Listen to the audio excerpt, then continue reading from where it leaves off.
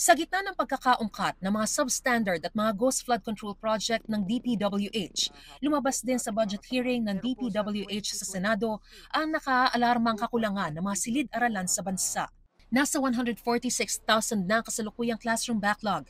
Kung magpatuloy daw sa ganitong usad, babala ni Senador Aquino, posibleng umabot hanggang 200,000 ang kulang na silid-aralan pagsapit ng 2028. Dito halimbawa sa Batasan Hills National High School na may pinakamalaking populasyon ng mga high school students sa buong Quezon City, mahigit 14,000 estudyante ang naka-enroll at mayroon lamang 105 classroom.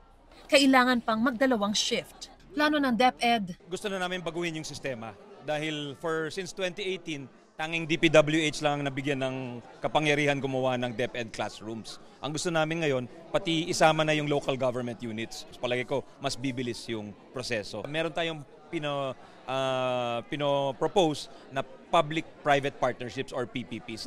sinagundahan niya ng Malacanang. Alinsunod sa hangarin ni Pangulong Ferdinand R. Marcos Jr. na mabigyan ng direct funding ang mga lokal na pamahalaan para sa pagpapatayo ng mga classrooms sa bansa, nakatakdang magkaroon ng Memorandum of Agreement ang DPWH, DepEd at local government units upang mapatupad ito.